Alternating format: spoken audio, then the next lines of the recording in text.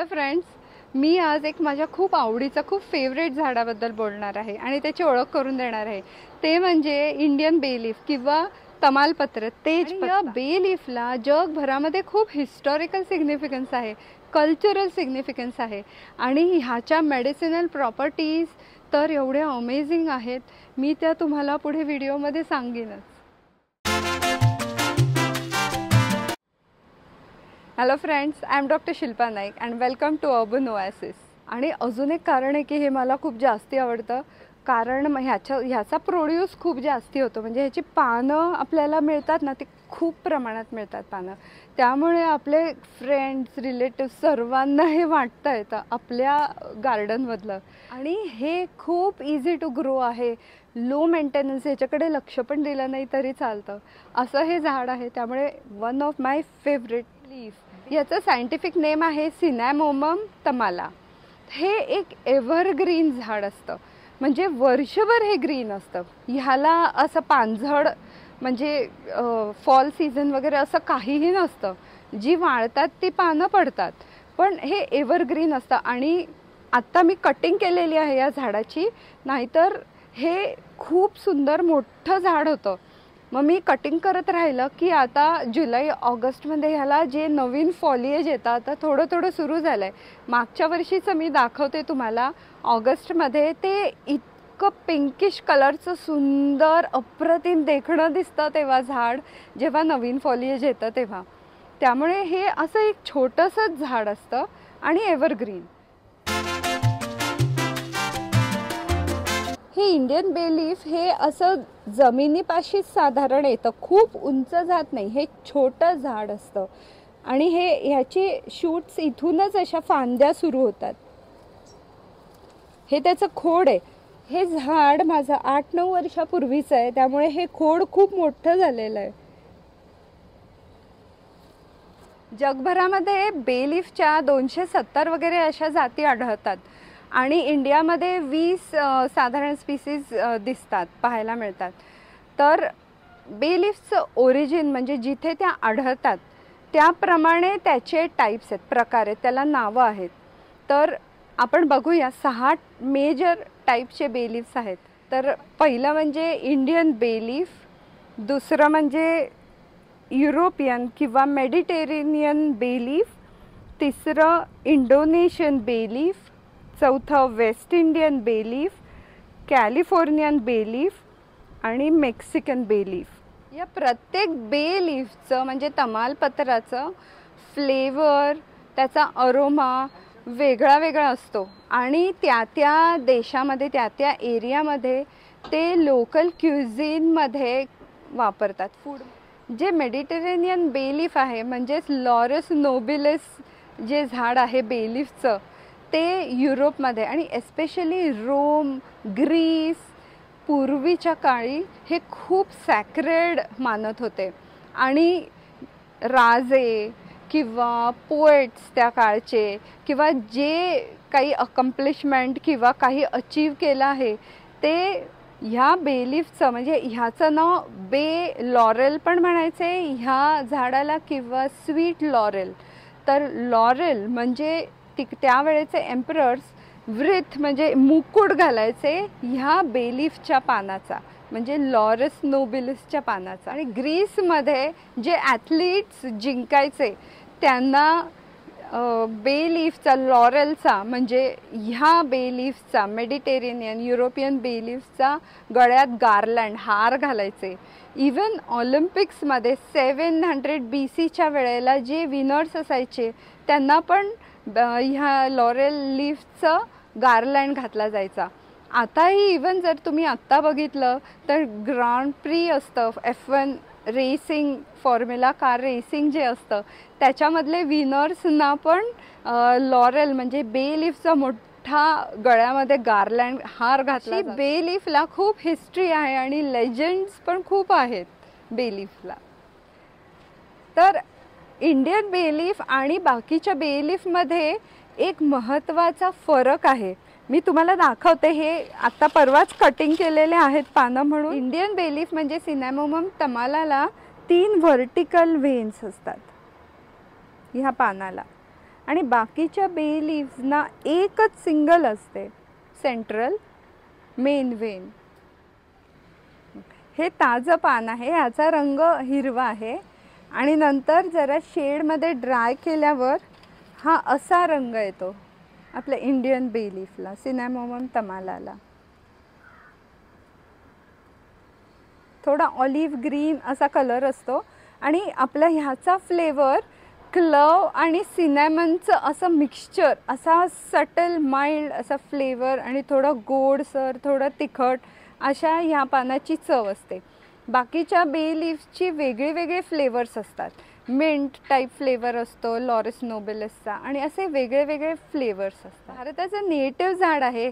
भारतामध्ये हे झाड हिमालय, नॉर्थ ईस्ट जो सगळी रेंज आहे, नेपाळच्या खालची रेंज आहे, सिक्कीम, मेघालय एस्पेशली, शिलाँग, अरुणाचल प्रदेश, उत्तराखंड, इवन बिहार, आणि कर्नाटक, तमिळनाडू, केरला, ह्या जिथे जिथे हिल्स आहेत तिथे हिली रिजन्समध्ये इंडियन बे लीफ आढळतं. तमालपत्राचे झाड आपल्या गार्डनमध्ये हळूहळू वाढते आणि ते पसरत जाते.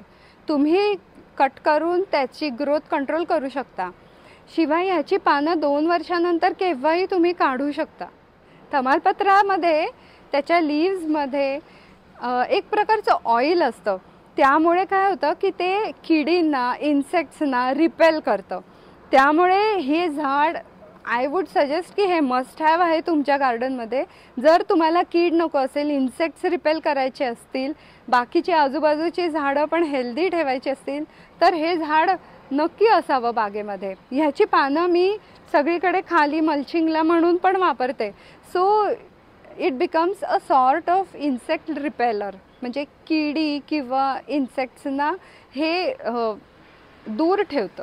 पानांमध्ये एक इसेन्शियल ऑइल असल्यामुळे ते पेस्ट रिपेलंट असतं, म्हणून आपण घरामध्ये पण हे वापरू शकतो. हे आपण किचनच्या कॅबिनेट्समध्ये किंवा डस्टबिनच्या जवळ, आपल्या कबर्ड्समध्ये किंवा इवन तांदूळ, डाळ हे धान्य असतात त्याच्यामध्ये पण आपण ही पानं इन्सेक्ट रिपेलंट म्हणून वापरू शकतो. तालपत्राच्या पानामध्ये खूप मायक्रोन्यूट्रियंट्स आहेत. व्हिटॅमिन ए आणि फॉलिक ॲसिड त्याच्या अशा फ्रेश ग्रीन लीव्समध्ये असते. त्याच्या ड्रायड पानामध्ये iron, calcium, magnesium, manganese, copper, zinc असे खूप मायक्रोन्यूट्रियंट्स असतात. शिवाय इसेन्शियल ऑइल्स आहेत. त्यामुळे तमालपत्राला खूप मेडिसिनल व्हॅल्यू आहे. तमालपत्रामध्ये एक प्रकारचं केमिकल असतं युजेनॉल नावाचं. त्यामुळे त्याला अँटी इन्फ्लमेटरी, अँटीऑक्सिडंट प्रॉपर्टीज येतात. ह्या युजेनॉलमुळे जखम हील होते, अँटीसेप्टिक असतं. शिवाय तमालपत्रामध्ये खूप केमिकल कॉन्स्टिट्युएंट्स असतात. त्यामुळे ते डायजेस्टिव्ह, ॲस्ट्रिंजंट पण असते. सुजेवर, पाठदुखीवर, आर्थरायटिसच्या दुखण्यामध्ये औषध म्हणून वापरतात. मी नंतर सांगते की कसं वापरायचं तमालपत्राची पानं.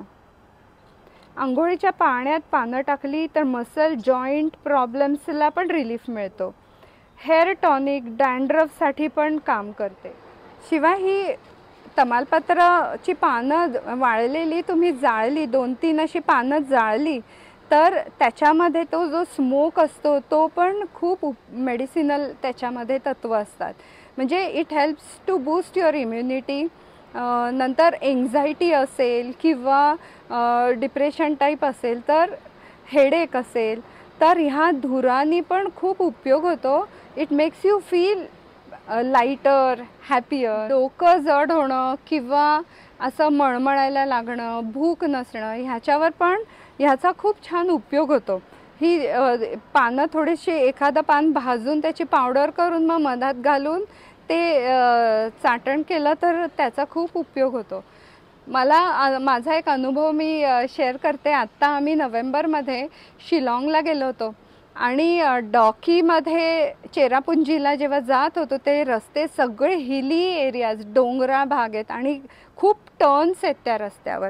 तर मला मळमळायला लागलं आणि नॉशिया येत होता.